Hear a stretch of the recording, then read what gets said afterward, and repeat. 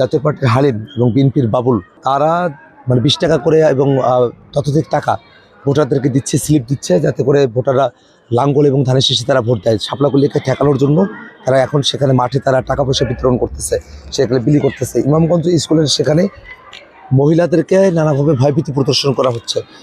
এই পাটোয়াটি স্কুল বকুলতলা, সেখানে আব্দুর রহমান নামে সাবেক লীগের একজন, যিনি এখন বিএনপি করতেছেন, ধানের শীষ করতেছেন, তিনি আমাদের একজন কর্মীকে তিনি থাপ্পড় দিয়েছেন, যে আঘাত করেছেন। আমাদের কাছে খবর এসেছে সেই পল্লীবাড়ি হারাগাছ ইউনিয়নের সেখানে 7 নং ওয়ার্ডে সেখানে লাঠি নিয়ে তারা মারামারি করতেছে। তো এইরকম অনেকগুলো জায়গাতেই আমাদের কাছে নানা ধরনের অভিযোগ আসতেছে। আমাদের কাছে তাম্বুলপুর থেকে অভিযোগ এসেছে যে সেখানে একটা কেন্দ্রে সেখানে নানাভাবে ভোটকে বাধাগ্রস্ত করার একটা চেষ্টা তদবির করা হচ্ছে। হোয়াইট প্লাস প্রো সেনসিটিভ স্কয়ারের মাঠের বাইরেও তো আমরা এভাবে দেশপ্রেম দেখাতে পারি।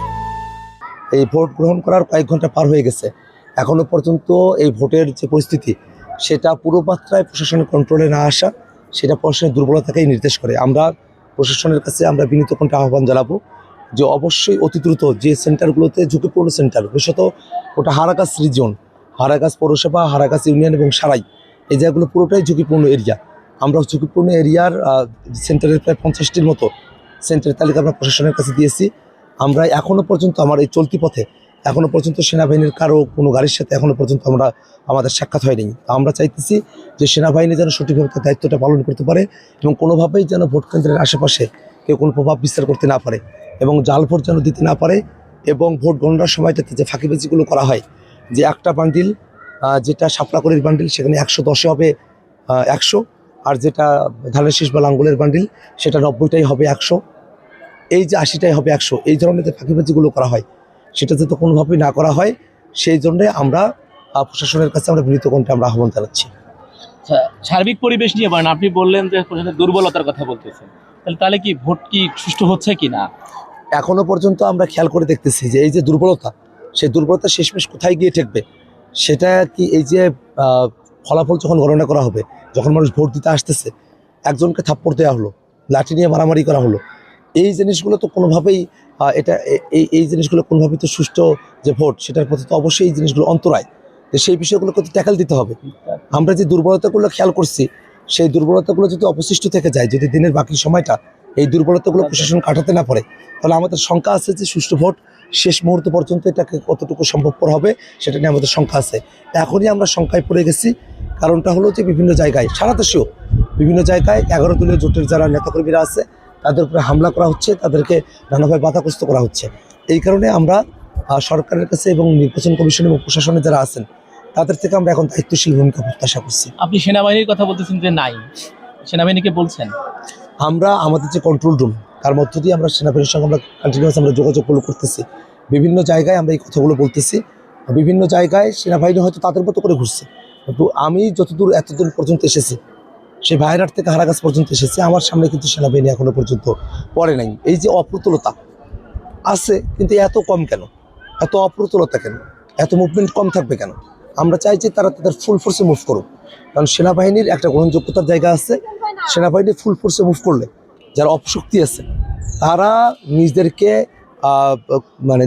সংযত করতে তারা বাধ্য হবে।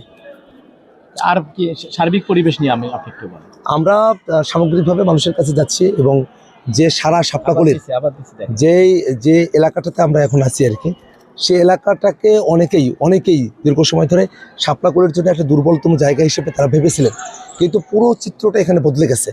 এখানে হারাগাছে গোপনে একটা বিপ্লব চলছে। আমরা মানুষের সঙ্গে কথা বলছি, মানুষের আমাদের সঙ্গে সে আড়ালে কথা বলছেন, তাদেরকে সামনাসামনি তো কথা বলতে দেওয়া হচ্ছে না।